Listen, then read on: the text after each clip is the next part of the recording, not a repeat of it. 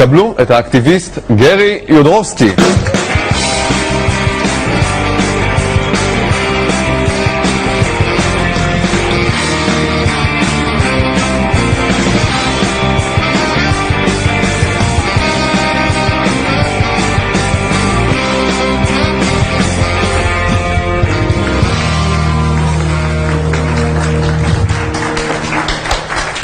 I've seen your lecture, your famous YouTube lecture, only yesterday.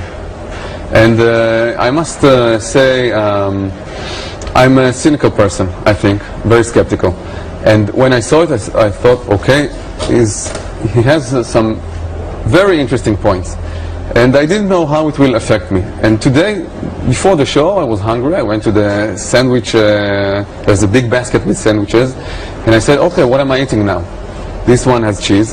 The other one has meat, and this one has eggs in it. So what am I supposed to eat now? Well, you have to get a new caterer first, okay? There's plenty of food to eat out there. Remember, we have beans and lentils and rice and quinoa, millet, all these wonderful grains. Then there's veggie burgers and other vegetarian and vegan options too. So there's plenty of food to eat. Once you realize what's out there, understand old habits are hard to break, new habits are hard to form. When I first went vegetarian back in 1995, I lived off of peanut butter and jelly sandwiches for like 3 months straight. But once I realized there's ethnic food, and as we talk about ethnic food, falafel, tabbouleh, hummus, I mean, people in America clamor for your food over here.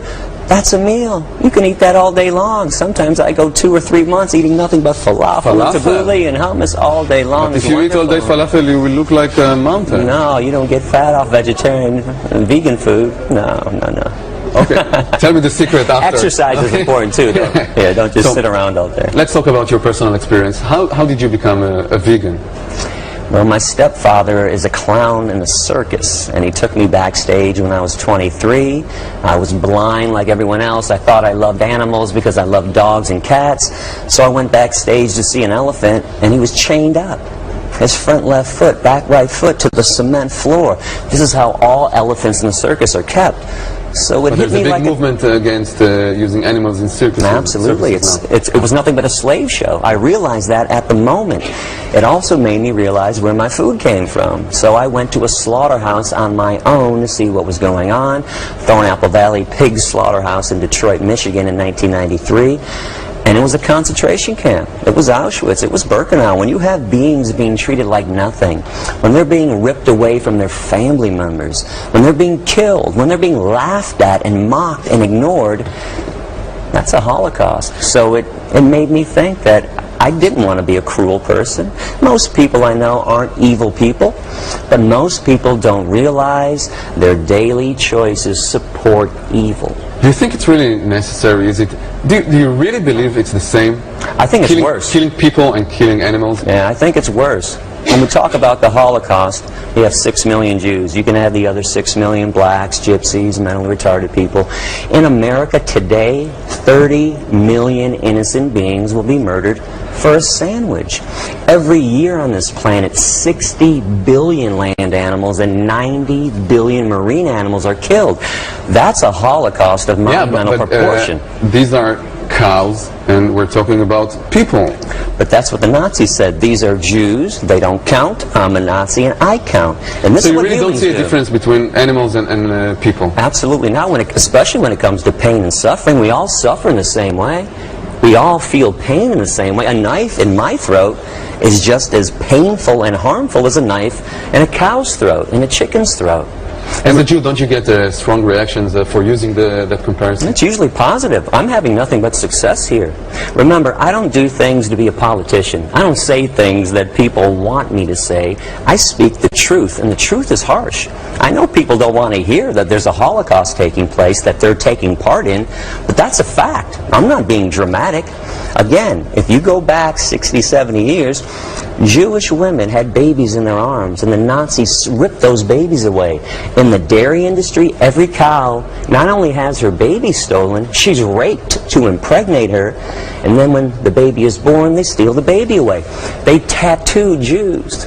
We tattoo animals. We brand them. So, we murder as you them. see it, we are all Nazis to you. Well, not to me. You have to think about the victims. The victims think you're a Nazi. Remember Isaac Bashevis Singer, a great Jewish humanitarian who was vegan.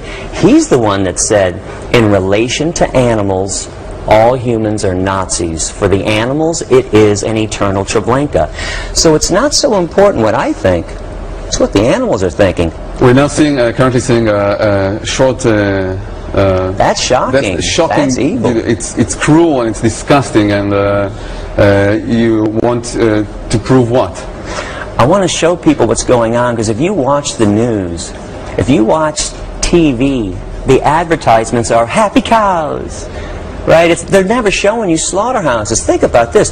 If a slaughterhouse wasn't such an evil place, how come McDonald's and Burger Ranch, why don't they show you slaughterhouses and say, hey, this is where your hamburger comes from. This is where your chicken nuggets come from. They intentionally lie to you. I don't lie. I intentionally tell you the truth, because I think if you saw what was going on in the slaughterhouse, no logical person could choose to continue to eat animal flesh and the things that come out of animals. Yeah. So what is your final goal? To kill the meat industry, to kill the farms? Yeah. I want to destroy all animal exploitative industries. They're unjust. The animals are not willing participants in this Holocaust. What about the people who take place in those industries? Yeah. I read somewhere that you said that a man that hurts an animal, you could kill him or should die or something like that. There's a justification for killing anybody who harms a human or an animal intentionally. Again, you have to understand, nobody's opposed to violence. And I've been asking the audience here every day, raise your hand if you're opposed to the Allied forces coming into Auschwitz and Birkenau and murdering Nazis to save Jews. And nobody raises their hands. The problem is nobody thinks animals are important enough to kill for. I think the animals disagree. I think the cows and the chickens disagree. So if I went into a slaughterhouse, I'm the peaceful person. Even if I had guns drawn, I go into a slaughterhouse. Who operate the slaughterhouse? I would say, drop your weapons. You're done killing. You're going to let these cows and these pigs and these chickens go. I'm the one that's justified. I'm stopping murder. There's a justification. There's nobility in killing somebody who has no ethics. The Allied forces were noble. Do you think they weren't noble? Do you think that they should have let Nazis kill Jews? They did what they should have done. And that's what we need to do as human beings. If we claim to be compassionate, claim to know right from wrong, we have to kill beings who kill evil people. But with that saying, you give legitimacy to people who murder other people. You know, every person could choose his own goal. Like the person who killed our Prime Minister, Yigal Amir, he said, okay, I did it to save the country, to save more people getting killed. But you know why that was unjust? Who was he killing? The Prime Minister. No, who was the Prime Minister killing? Nobody. You understand the difference between a murder for no reason, a psychotic murder that a fundamentalist Jew, a fundamentalist Christian, a fundamentalist Muslim takes part in, and going into a slaughterhouse and saying, leave these cows alone. Cows have harmed nobody. Chickens have harmed nobody. We are murdering innocent beings. So if it ever came down to that, but that's not the issue.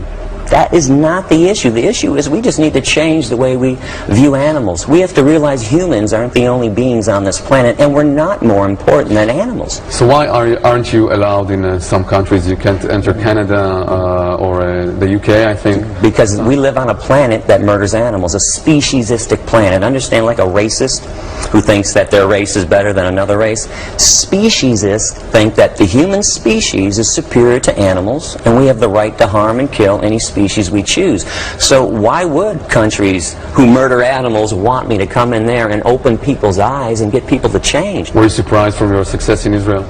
I've always noticed that over the years, if I talk to people who have been oppressed, if I do a classroom full of Jewish people, if I do a classroom full of women, full of Hispanics, black people, people who have been oppressed understand oppression. So I'm not surprised that Israel is embracing veganism right now and embracing me. We've been oppressed way back into Egypt times, and to this day still, depending on what part of the world you're in.